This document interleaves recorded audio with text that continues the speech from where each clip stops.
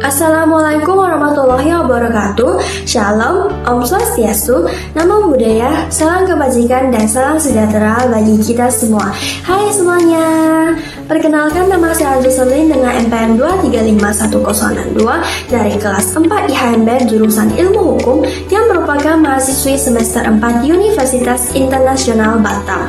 Nah, video ini saya buat untuk memenuhi ujian tengah semester sisipan genap mata kuliah Hak Kekayaan Intelektual dengan dosen pengampu Ibu Putri Andini SH.MH LLM.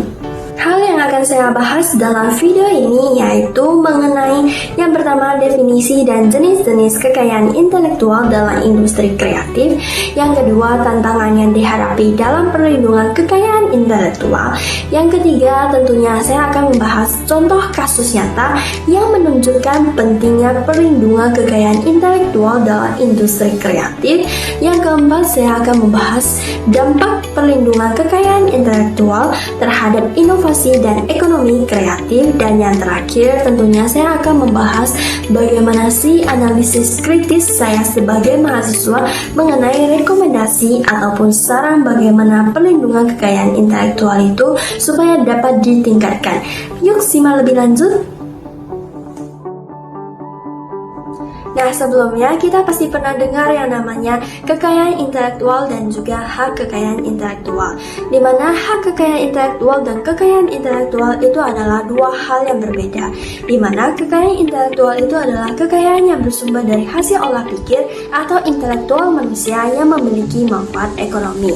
Nah, konsep ini menunjukkan bahwa kekayaan itu tidak hanya terbatas pada benda fisik seperti uang, rumah, harta, ataupun emas, tetapi juga bisa mencakup hasil kreativitas manusia seperti karya seni, teknologi, ataupun penemuan yang baru. Berdasarkan pengertian tersebut, maka hak kekayaan intelektual adalah hak eksklusif yang diberikan kepada individu ataupun kelompok atas hasil ciptaan atau invensinya yang memberikan hak untuk secara legal menikmati manfaat ekonomi dari karya tersebut. Dalam hal ini, terdapat dua elemen utama dalam kekayaan intelektual. Yang pertama adalah dia harus merupakan hasil intelektual manusia, tidak bisa robot, tidak bisa program komputer, intinya dia itu harus merupakan hasil dari olah pikir manusia. Yang kedua, tentunya dia harus memiliki manfaat ekonomi. Adapun dasar hukum mengenai kekayaan intelektual di Indonesia diatur dalam berbagai undang-undang sesuai jenisnya, antara lain Undang-Undang Nomor 28 Tahun 2014 tentang Hak Cipta, Undang-Undang Nomor 20 Tahun 2016 tentang Merek dan Indikasi Geografis, Undang-Undang Nomor 13 Tahun 2016 tentang Paten, sebagaimana telah diubah dengan Undang-Undang Nomor 65 Tahun 2024, Undang-Undang Nomor 31 Tahun 2000 tentang Desain Industri, Undang-Undang Nomor 30 Tahun 2000 tentang Rahasia Dagang, Undang-Undang Nomor 32 Tahun 2000 tentang Desain Tata Sirkuit Terpadu, serta Undang-Undang Nomor 29 Tahun 2000 tentang Perlindungan Varietas Tanaman. Secara umum, kekayaan intelektual terbagi ke dalam dua kelompok besar, yaitu hak cipta dan hak kekayaan industri, di mana hak cipta dan hak kekayaan industri itu adalah dua hal yang berbeda. Hak cipta adalah hak eksklusif yang diberikan kepada pencipta atas karya yang dihasilkan dalam bentuk nyata dan dipublikasikan tanpa perlu proses pendaftaran yang formal. Hak cipta itu dia timbul secara otomatis berdasarkan prinsip deklaratif selama karya tersebut sudah dituangkan dalam bentuk fisik atau dalam bentuk nyata dan telah diumumkan ke publik. Contoh karya yang dilindungi hak cipta antara lain buku, lagu, musik, film, koreografi, fotografi, tari, karya seni rupa, program komputer, dan lain sebagainya. Hak cipta memberikan dua jenis hak kepada penciptanya, yaitu hak moral dan juga hak ekonomi. Hak moral adalah hak yang melekat secara permanen pada pencipta untuk selalu disebut sebagai pembuat karya tersebut. Sedangkan hak ekonomi adalah hak untuk mendapatkan keuntungan ekonomi dari pemanfaatan karya tersebut, seperti melalui royalti. Perlindungan hak cipta itu diatur dalam Undang-Undang Nomor 28 Tahun 2014 dengan masa perlindungan berbeda-beda tergantung jenis ciptaannya. Misalnya, seumur hidup pencipta cipta ditambah 70 tahun setelah meninggal untuk karya seni, atau 50 tahun sejak dipublikasikan untuk karya fotografi dan sinematografi dan lain sebagainya sesuai yang diatur dalam undang-undang tersebut. Contohnya adalah seorang mahasiswa bernama Rina. Dia menciptakan sebuah lagu berjudul Senja di Batam, lalu lagu tersebut dinyanyikan oleh penyanyi lain atau digunakan dalam film. Dalam setiap pemutaran, tetap harus dicantumkan bahwa lagu itu adalah ciptaan Rina. Nama Rina wajib disebut, wajib dicantumkan, wajib ditulis, bahkan hingga puluhan tahun ke depan. Itu adalah hak moral. Nah, jika lagu Senja di Batam itu digunakan dalam iklan, dimainkan di YouTube, atau bahkan dibawakan dalam konser, maka Rina berhak menerima royalti atau bayaran atas penggunaan lagunya. Jika lagunya diunggah ke platform seperti TikTok dan Spotify dan ternyata menghasilkan pendapatan, maka Rina sebagai pencipta tetap berhak atas bagian keuntungannya. Ini menunjukkan bahwa hak cipta tidak hanya melindungi nama baik atau pengakuan atas karya atau disebut hak moral, tetapi juga menjamin hak pencipta untuk menghasilkan pendapatan atas karya ciptaannya atau disebut dengan hak ekonomi.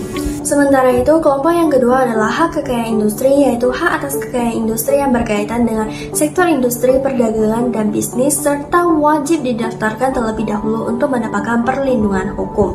Hak kekayaan industri mencakup beberapa jenis, antara lain merek, paten, rahasia dagang, desain industri, desain tata letak sirkuit terpadu, dan juga varietas tanaman. Selanjutnya, saya akan membahas berkaitan dengan jenis-jenis kekayaan intelektual. Yang pertama adalah merek. Berdasarkan pasal 1 angka 1 Undang-Undang Nomor 20 tahun 2016, merek didefinisikan sebagai tanda yang dapat ditampilkan secara grafis berupa gambar, logo, kata, nama, huruf, angka, susunan warna dalam bentuk 2 dimensi ataupun 3 dimensi atau kombinasi dari 2 atau lebih unsur tersebut untuk membedakan produk dan atau jasa yang diproduksi dalam kegiatan perdagangan. Berdasarkan tanda yang membedakannya, merek itu dibagi menjadi 2. Yang pertama adalah merek tradisional, yang berupa gambar, kata, logo, dan juga kombinasinya. Sedangkan merek non-tradisional itu dia berupa bentuk 3D, hologram, suara, dan juga kombinasinya. Selanjutnya, supaya merek kita dapat dilindungi oleh negara, maka kita harus mendaftarkannya ke Direktorat Jenderal Kekayaan Intelektual (DJKI). Kementerian Hukum pelindungannya 10 tahun sejak tanggal penerimaan permohonan dan dapat diperpanjang dan dapat memberikan izin kepada pihak lain untuk menggunakannya, tentunya melalui perjanjian. Dan merek ini dia mengandung prinsip first to file, siapa yang pertama kali mendaftarkan dia yang mendapatkan haknya, siapa cepat dia dapat. Selanjutnya yang kedua ada paten. Berdasarkan pasal 1 angka 1 Undang-Undang Nomor 65 tahun 2024, paten adalah hak eksklusif yang diberikan oleh negara kepada inventor atas hasil invensinya di bidang teknologi untuk jangka waktu tertentu melaksanakan sendiri invensi tersebut atau memberikan persetujuan kepada pihak lain untuk melaksanakannya. Nah, supaya bisa dikatakan sebagai paten, maka harus memenuhi 3 unsur. Yang pertama adalah unsur novelty atau kebaharuan. Itu artinya kita menemukan suatu invensi yang baru sebelumnya belum ada atau merupakan pengembangan dari teknologi yang sudah ada. Yang kedua adalah inventive state. Langkah inventif itu adalah ada proses dan tahapan yang harus dilalui untuk menciptakan invensi. Yang ketiga adalah tentunya dapat diterapkan di industri, artinya adalah dapat diproduksi dengan jumlah banyak dan berulang dengan kualitas yang sama. Kemudian paten itu dibedakan menjadi 2, yaitu paten dan paten sederhana. Paten itu misalnya penemuan mesin cuci otomatis, masa perlindungannya 20 tahun dan tidak dapat diperpanjang. Dan paten sederhana itu misalnya sedotan teku yang bisa dilipat, masa perlindungannya adalah 10 tahun dan tidak dapat diperpanjang. Tidak dapat diperpanjang supaya tidak membatasi adanya inovasi-inovasi yang lain yang akan muncul di kemudian hari. Nah, kalau masa perlindungannya sudah habis, berarti dia menjadi public domain yang bisa digunakan oleh khalayak umum. Siapa tahu ada kreativitas lain yang akan muncul dari produk tersebut. Kemudian yang ketiga ada desain industri. Berdasarkan Undang-Undang Nomor 31 Tahun 2000, desain industri merupakan kreasi bentuk, konfigurasi, atau komposisi garis dan warna yang memberikan kesan estetik pada suatu produk, komoditas industri maupun kerajinan tangan. Bisa dalam bentuk 2 dimensi ataupun 3 dimensi. Nah, desain industri ini berfungsi untuk memberikan daya tarik bagi konsumen untuk membeli atau menggunakan produk yang dipasarkan. Nah, desain yang menarik ini tentunya dapat meningkatkan fungsi dan kegunaan produk yang dipasarkan. Nah, fokus perlindungannya adalah penampilan luar produk, bukan fungsinya. Contohnya adalah desain sepatu Converse, desain botol parfum Dior yang unik, dan masa perlindungannya adalah 10 tahun dan tidak dapat diperpanjang. Selanjutnya yang keempat ada rahasia dagang. Berdasarkan Undang-Undang Nomor 30 Tahun 2000, rahasia dagang adalah informasi yang tidak diketahui oleh umum di bidang teknologi dan atau bisnis, memiliki nilai ekonomi karena berguna dalam kegiatan usaha dan dijaga kerahasiaannya oleh pemilik rahasia dagang.